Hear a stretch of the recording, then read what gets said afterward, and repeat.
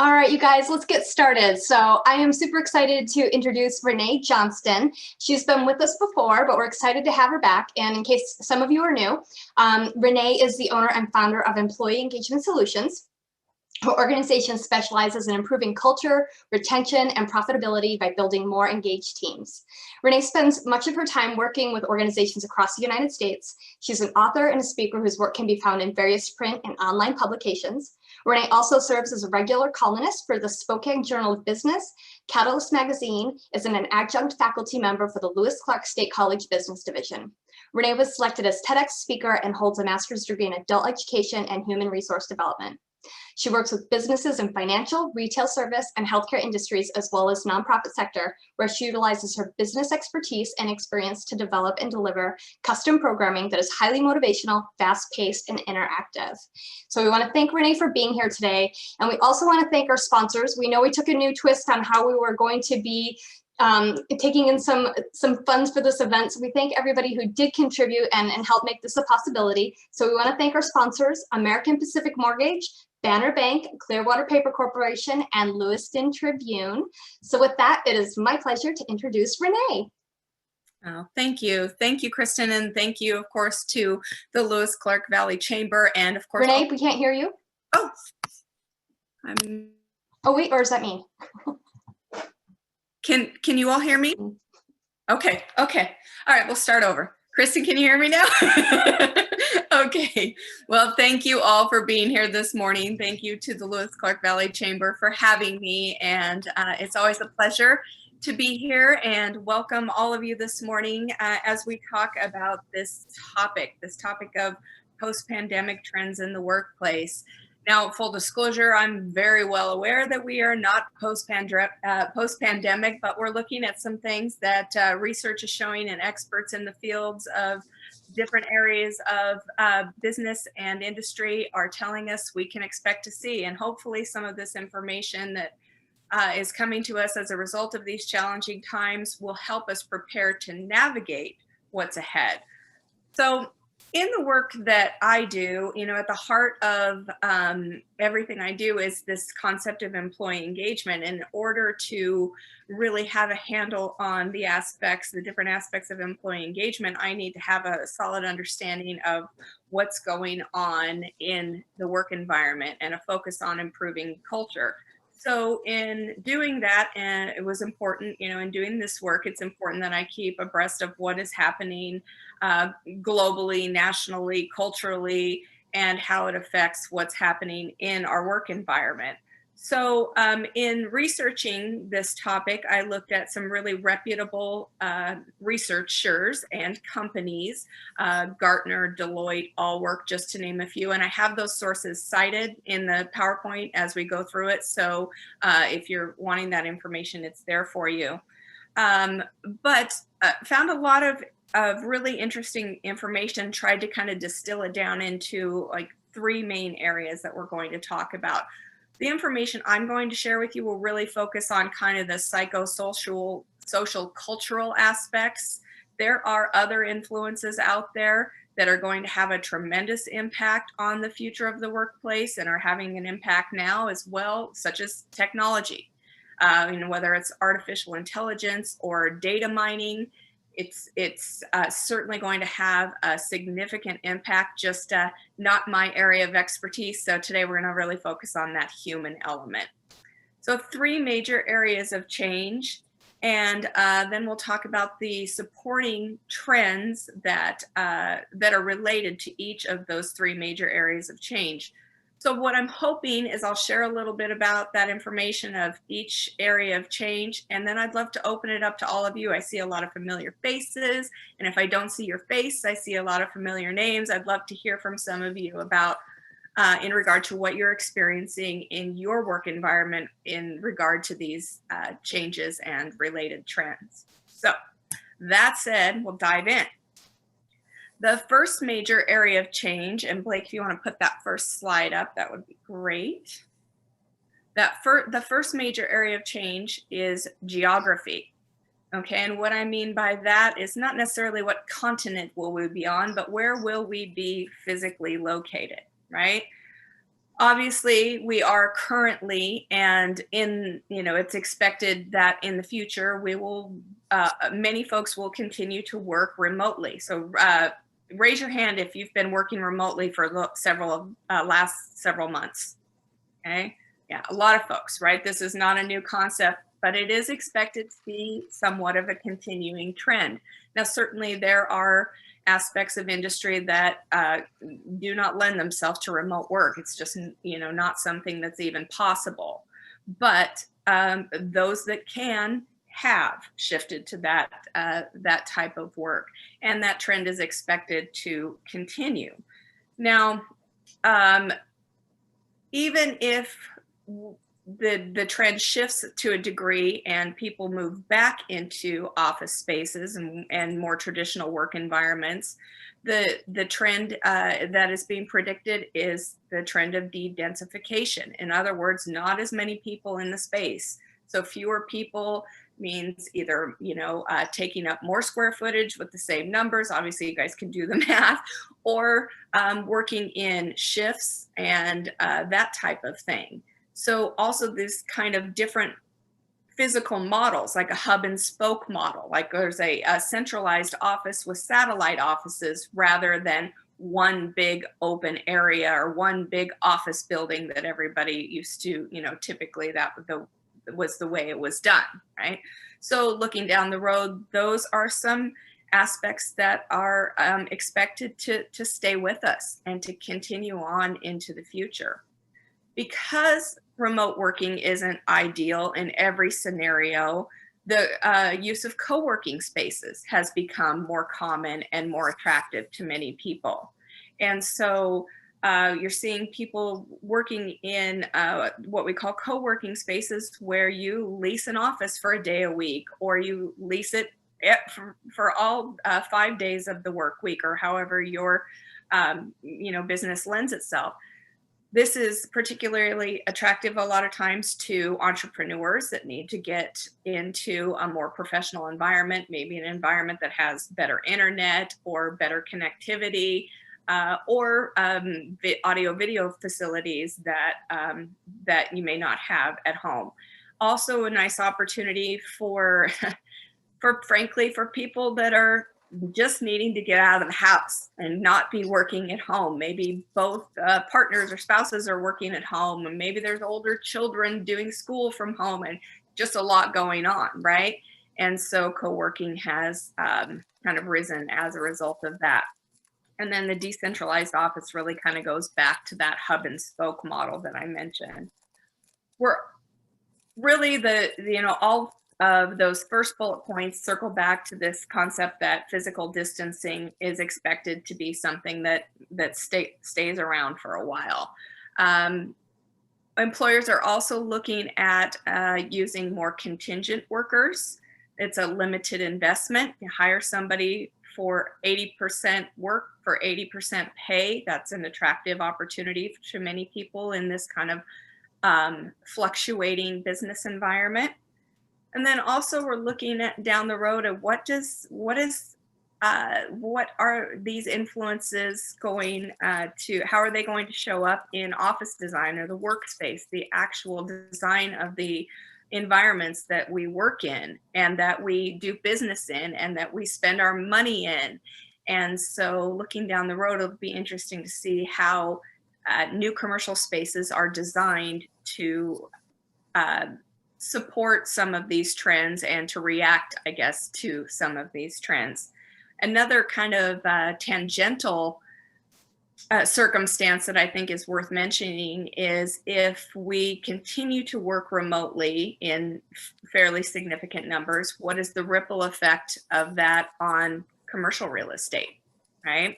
I know many of you are seeing that in your communities, and it's tricky and complicated and kind of a tough situation to navigate. In this trend, this geography trend, and this aspect of change and these supporting trends, I think this is the one of the three that will be most strongly influenced in what I'm reading. Again, what I'm sharing with you is what I've read and what the experts are saying. What you know, this is the aspect of change that is most likely to be probably most strongly influenced by the introduction of a vaccine. But the information I'm getting is kind of mixed in terms of some experts are saying, you know, once we have the vaccine, things will go back to normal. Others are saying it's never going to go back to normal. There's going to be a lot of what we just talked about in the long term down the road in the workplace. And the kind of the reasoning behind that is simply that we've been introduced to a new way of doing things. And a lot of organizations have learned for the first time, and this is not a new concept, but we haven't used it. We've really not used it in very great depth, this concept of remote working. And so a lot of organizations are realizing they don't need that traditional office environment to accomplish what they need to accomplish. You know, they expected a lot of people to, I'll save that point for the next topic. But yeah, introduced to a new way of doing things and some interesting results have come. So I think some surprising results in testing this remote environment out. And so the research is showing it's going to be around for a while. So again, I'd love to hear from all of you. If anybody would be so willing as to share how you've seen this trend, this area of change and these supporting trends show up in your organization, in your day-to-day. Anybody have anything they'd be up for sharing?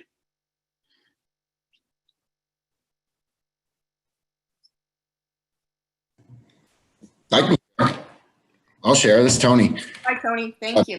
Yeah, you know, we have both a headquarters office where we operate from our customer support folks, and we've sent them all home. Basically, we sent them home early April, and they were home or remote for most, all the way almost until early October or September, and then we just resent them all back home in pre-Thanksgiving. And what we found, and what I'm finding, I don't know if anybody else is, but we're finding that people miss the relationship piece. They totally are okay with working from home, and I think they've done a fairly decent job, but they miss the interaction with people, co-workers, just the opportunity to maybe walk around an office and get a cup of coffee and talk to somebody, or joke around with someone for a few minutes, you know. So that's been you know, our stores have operated either curbside or in Idaho open. So, but it's definitely interesting because we have a ginormous office with, when I walked through there yesterday, there were about 8 people in there, and normally there are 55. So that's dramatic. Yeah. And that's what some of the experts are saying, you know, where that division in some folks, experts thinking that we're going to go back to very traditional environments, and some saying it'll stay, you know, a large percentage of now working remotely will continue to work remotely. The idea, of course, is just what you said, or the philosophy or the positive aspects of returning, you know, are those relationships and those connections and that social aspect that people are missing, and what that adds to the organization and its overall culture, and how you, you know, one of the things we're having to navigate is, if you are working remotely, how do you compensate for missing out on those aspects? Anyone else? Kristen, please. Yes, I don't want to speak if other, you know, if our members want to speak, but we as the chamber have definitely gone through a big transition, and we started mid-March with sending everybody home, and then we went back early June. And while we all wanted to be together, I can tell you there was definitely some apprehension and a little bit of fear being in the same room with each other. You know, having to sit in a room with a mask on felt really uncomfortable and strange. But then the board took a look at productivity, how we're doing, what's going on. And we realized, you talked about the commercial space, and we realized that we could actually save our organization a significant amount of money by going remote, because when we do have meetings, we didn't have meetings at the chamber office. We always were meeting at a member's restaurant or in a conference room, or we go and we visit our members at their site. And so we said, well, I guess that this is something that we can explore. And so we definitely can recognize that piece. And then the other one is the social emotional piece of not being able to be with our coworkers. So we make an effort to get together once a week. We go out for breakfast, or on next Monday they're coming over to my house and we'll all be spaced out. But we order breakfast from a local restaurant, and we make sure that we're still supporting our members at the same time, which is very important to us. But we do miss that connection, and because we are a small office, and so we are very, very close knit. But yeah, it's been interesting. Thank you. Anyone else? I'm sorry, I can only see a few of you right now, so if you just please go ahead.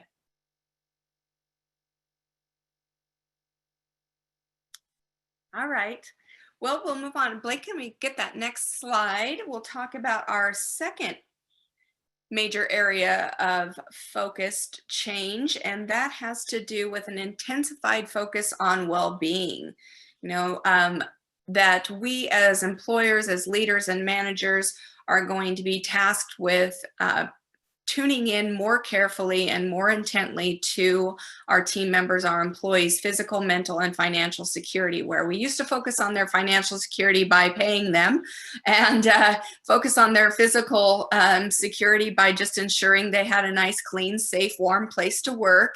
It's gotten bigger and more complicated than that, and the experts are saying that this is something we're seeing now and will continue to see down the road, is that we as leaders are going to have to be more mindful of those physical and mental aspects, a lot of them caused by issues related to financial security.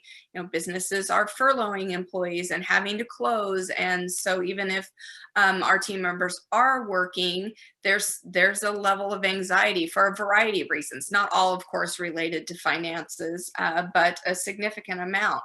So being more tuned in to not just their physical safety, when this first started, businesses very quickly and for the most part successfully reacted to how to keep customers safe and manage that. Now the focus is really how do we keep our team members as well safe, and not just physically, but mentally as well. And mental health is not something that we as business owners and organizational leaders have really been tasked with focusing on a lot in the past. It's never been something, I don't think, that people thought, that it wasn't, it's not that it wasn't there, but it wasn't top of mind. It wasn't as pressing. I just listened to an interview with Scott Kelly, the astronaut, and he was saying that he was talking about the pandemic and some of the issues related to mental health as a result. And then he mentioned that in space, when they are on the space station, they are required to meet with the psychiatrist every 2 weeks, right? Now, that might be a pretty big leap from the space station to our work environment, but there might be something there, that might be an aspect of mental health and how we address it, something in that arena that we as business owners and leaders are being tasked to do in the future, probably now as well, and in the future. I want to talk about this idea of work-life balance. We alluded to it a little bit when we were talking about some of the dynamics of working from home. But I think there was a concern early on when we shifted to remote work that people would take advantage of the situation, right? And it turns out, again, raise your hand if you're working longer hours and more hours from home than you were at the office, right? Whose boundaries have become completely blurred and virtually non-existent, right? So it's also kind of circles back to this, this holistic approach to well-being. And so again, one of the indications of this trend, and one of the suggestions in navigating this by the experts is for leadership to model a healthy work-life balance. And is it more now a concept of work-life integration as opposed to work-life balance and keeping things very compartmentalized? I'm not saying there's a right or a wrong way to do it, and I don't think the experts really are either. I think it's a very personal, individual thing. I'm a boundary person. I want things in nice little boxes, but again, that's not always possible. So yeah, we have to look at what's healthy though and model that healthy behavior. Otherwise, we're going to have a whole lot of burnt out team members, right? So we have to be really tuning into that aspect of our employees' well-being. The next item on the slide, organizational values, right? Today's employees are paying a lot more attention to what an organization stands for and whether or not they want to be a part of it based on what they stand for. They have expectations that those values are not just talking the talk, but they are walking the walk, and that leadership and policies and procedures all model and demonstrate those organizational values. So that's part of supporting this concept of overall well-being, is making sure that when you're doing your daily work and you're representing an organization, that you're representing values that that you believe in. And that's something that our employees and team members are looking for and expecting now and in the foreseeable future. And then the last supporting trend related to this area of change has to do with the physical amenities, right? So what, if we are going back to an office, a physical office environment, what sort of changes will be in place, not just to the design of the space, but are we offering healthy food in the cafeteria, or are we incorporating more open air spaces or improved ventilation? If we're working remotely, are we encouraging walking meetings, that type of thing? So I then realize that's a stretch as a physical amenity, but related to your physical day-to-day and that overall focus on well-being. So this focus on well-being is certainly not a new concept. It's something that I think most business owners and business leaders have always believed in and have thought, you know, it was the right thing to do to, in terms of whatever we can do as an organization to support the overall well-being of our team members. But I think we're realizing it even more strongly and having to consider some aspects such as more strongly centered on mental health than maybe we've had to in the past.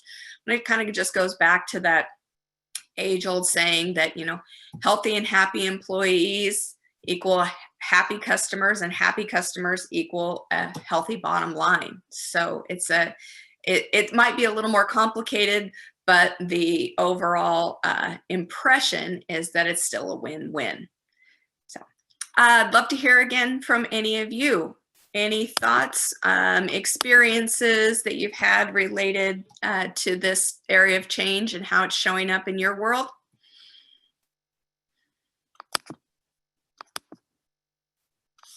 Yes, I'm Christy and I work for a financial advisor, and definitely we were just talking yesterday a little bit about the fact that we are communicating with our clients differently.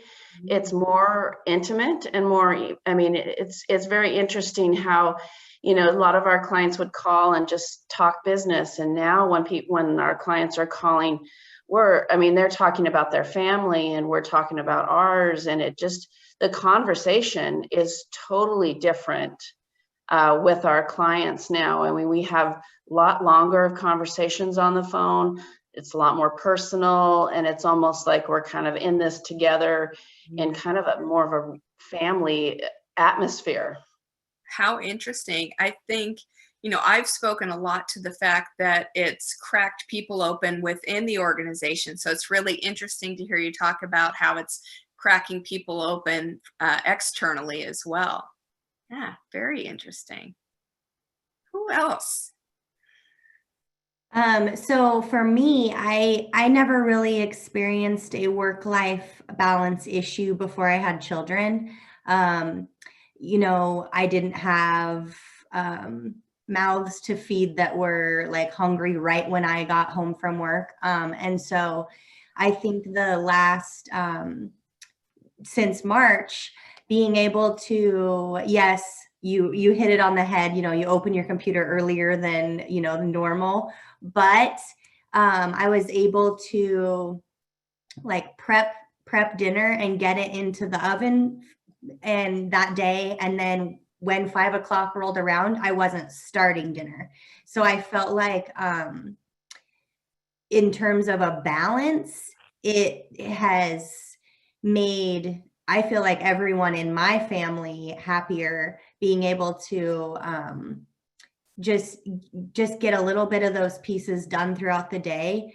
And it's made a huge difference in me feeling balanced. So it's definitely had a positive spin on that in terms of that. No, I like to hear that. I like to hear, the individual's experience, because I think it is all quite varied, right? We have the benefit, we're working remotely, of all this added flexibility, but it has the downside of some of the blurred lines. So it sounds like you found a great way to take the good and minimize the downside. It's great. Anyone else? I'm going to talk again. Please. Because everybody knows I talk a lot. But, to key on what Blake said, I think it's really interesting, because for Blake with young children, this is a great positive thing for her.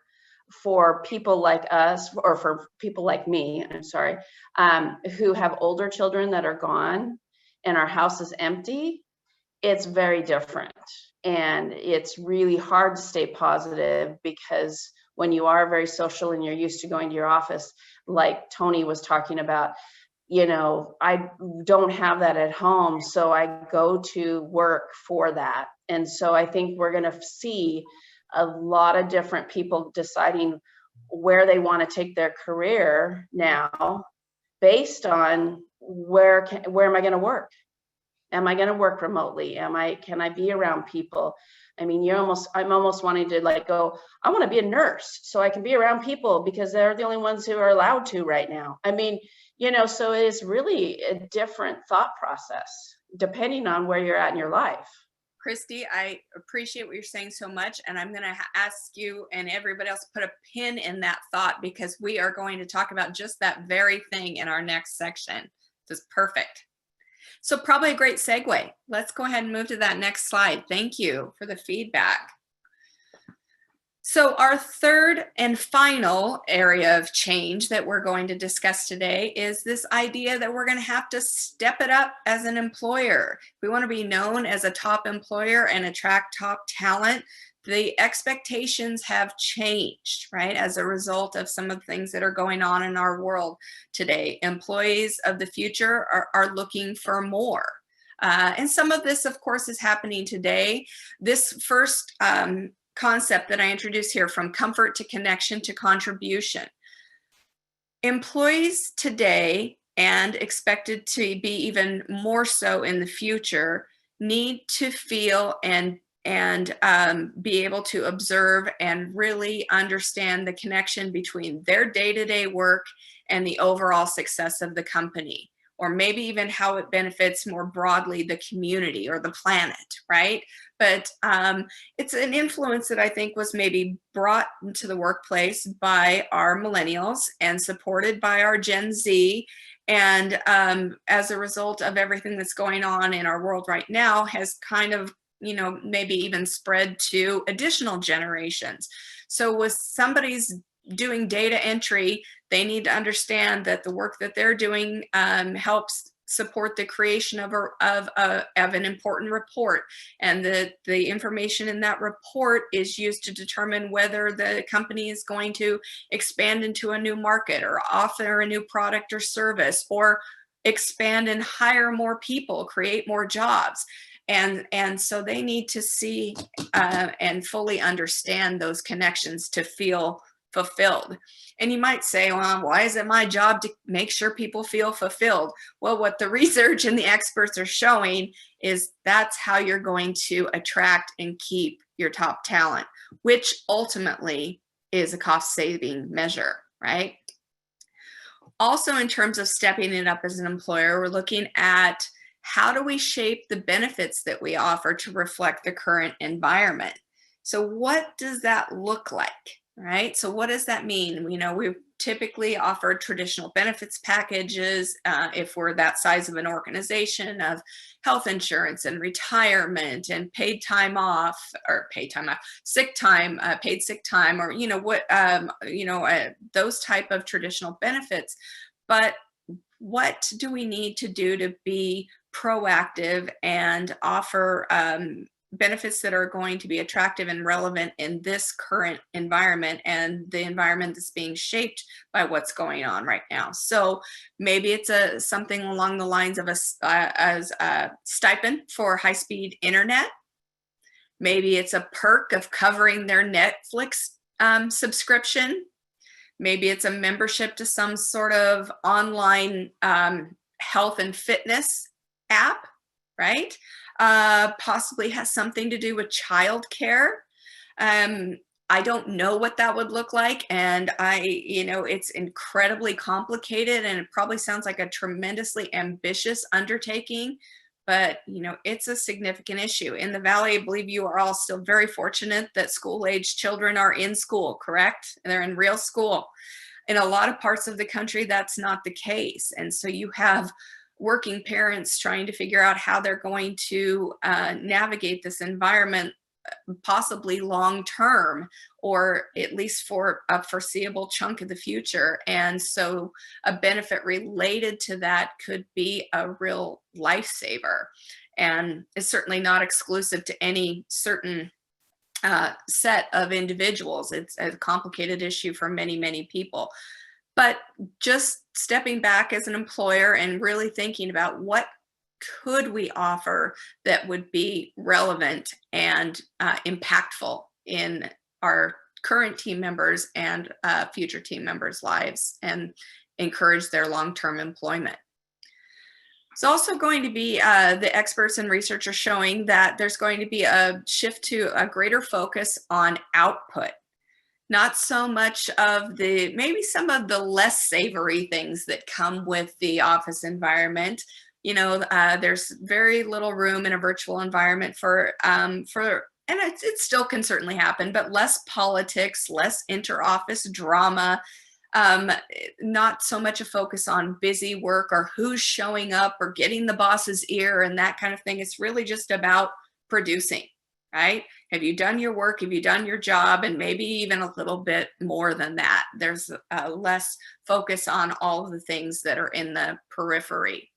That comes with a little bit of a downside too. I was just having this conversation with a colleague overseas, and he and I were discussing the fact that when you're not in the office environment, you don't have that social interaction. You don't have the opportunity to show off or to demonstrate, if you will, all you have to offer. Yes, you're able to show your work and you're able to show your face on Zoom meetings and that kind of thing. But when you really connect with someone and they really see who you are and your work ethic and your drive and your personality and all the things that come across in face-to-face and interpersonal interactions that don't translate virtually, unfortunately, both the employee and the leadership miss out as a result of that. So, have to figure out again how we compensate for a lack of that type of interaction.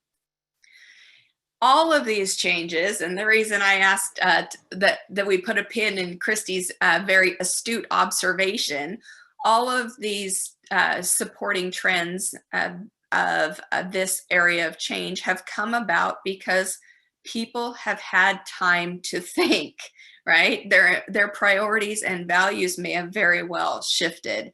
and they've had a lot of time to think about, and Christy, you might as well have just said this part for me, because you really just nailed it. You know, they've had time to think about, is this what I really want to do? If we're going to work remotely forever, is that who I want to be? If we're going back to the office, am I comfortable? I've had more time at home and I like spending more time with my children. So maybe I want to work part-time, or maybe I want to work in direct marketing so I can work from home and, you know, kind of sort of work for myself in an entrepreneurial capacity. Many people who are owning businesses are saying, you know, this is a good time for me to transition back into a traditional profession and take a 9-to-5, if you will.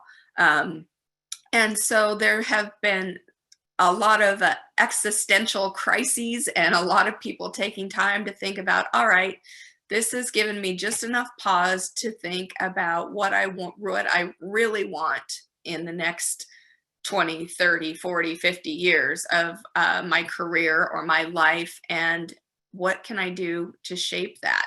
And so if they are going to be attracted to a work environment, these trends that we just discussed are some of the things that are going to encourage them, most likely, the experts are saying, to stick around. But they, you know, they just, yeah, they're, as employees, as individuals, we're asking questions. We're asking what could be, and does it need to look like this? And is this really what I want, or who I am, or how I want to show up? And so it's a tremendous state of flux. And as business owners and organizations and leaders, we have to be aware of this kind of mindset and this shifting of priorities to be prepared to navigate those that mindset.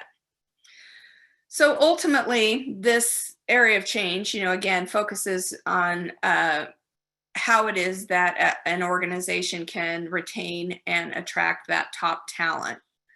And it's interesting for sure. So I'm curious again to hear how you might have seen this area of change or these related trends show up in your day-to-day or your work environment or your organization. So I hope that we have a couple of people willing to share, because we're doing good on time. We're doing really well.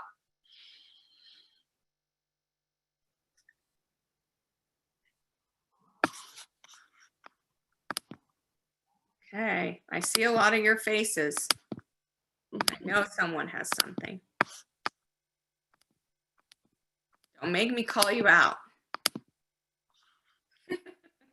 Has anyone seen these things showing up? Has anybody as an organization had a conversation about offering benefits related to something we just talked about, or noticed their employees needing a little more support in understanding the value that their work is bringing to the organization? Sometimes when we're faced with something like this, we start to really question what's important and what's not.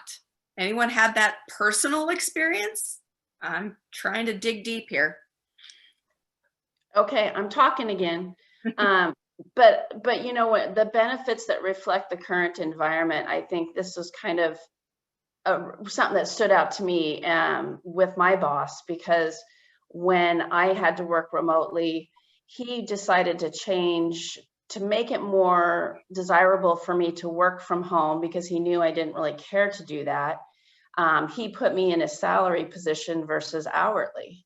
Mm-hmm. Which really was a huge benefit, because then I felt like I could be at home, but I was still making a certain amount of money. And, you know, and so he really stepped it up to try to accommodate or give me a benefit to help my current environment.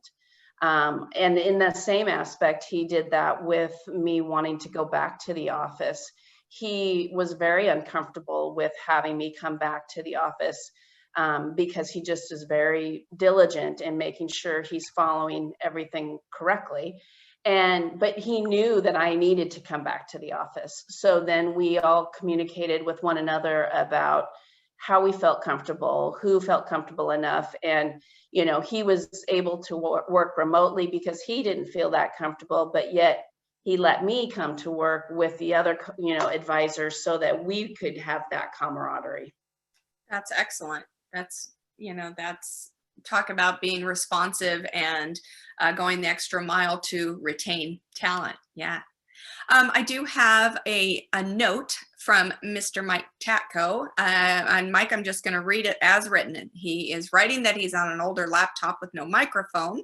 But out of Vista Utilities, we are considering implementing an employee assistance relief fund whereby employees can apply for funds because of COVID-related expenses they may be occurring. The funds would come from other employees who donate to the pot. How interesting. Any comments or questions for Mike about that? I think that's really interesting to see what some of our larger corporations are doing and how they're responding. Thank you, Mike.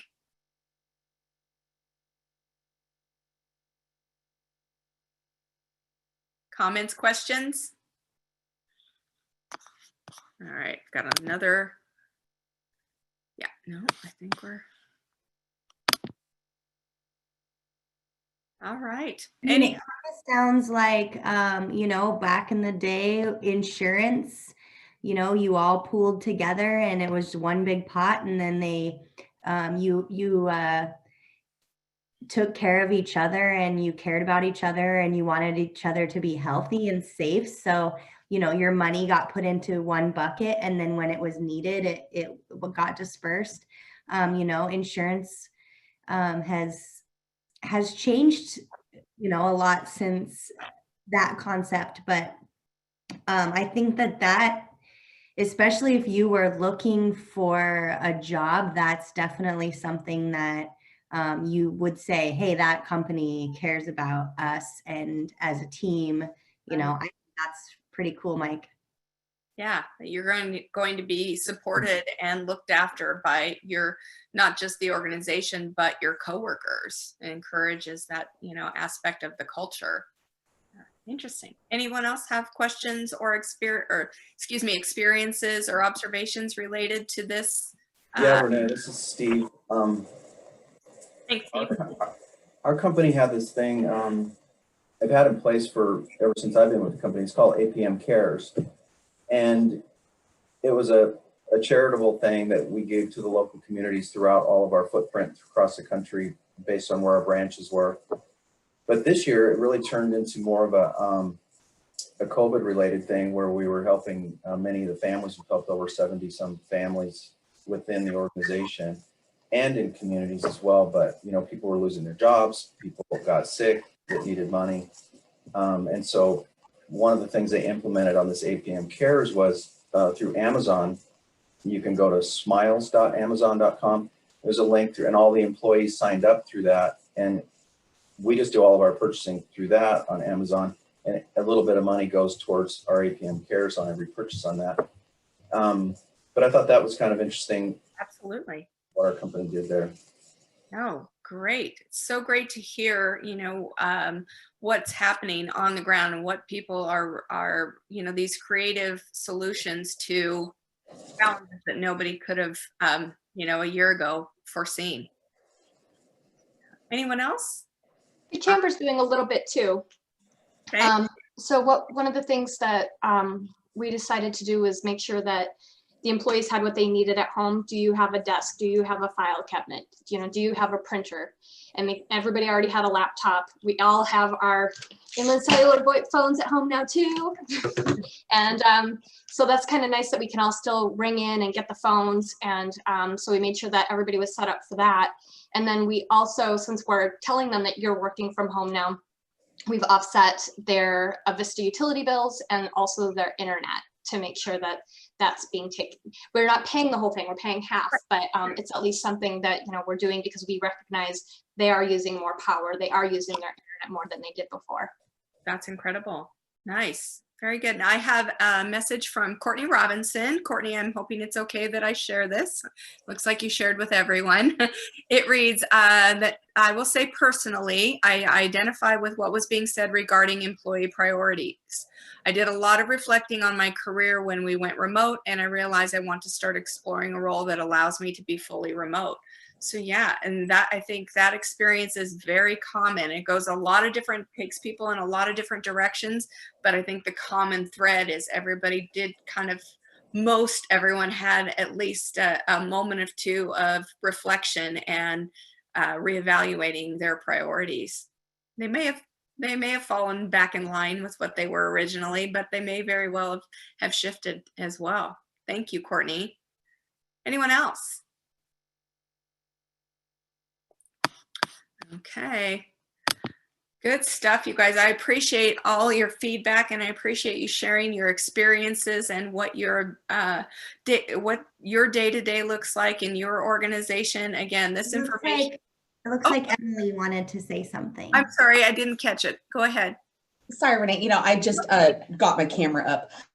I work for Banner Bank, and we're a larger employer, but one thing that has been really neat is my employer has started partnering with care.com, which is a benefit program that gives us a certain amount of child care help or elder care help, which is so important for many of us that are, caring for our parents, and we might need a little bit of assistance, but also it has other options for knowing that we all need to talk to somebody right now, whether we're essential and in the office and juggling, work, childcare, etc., or being home and feeling, removed to that. Just, I think for employers, if you can look, employers who can look into different programs like that, where I don't know what the benefit costs the company, but I know that across my organization, it's been very well received.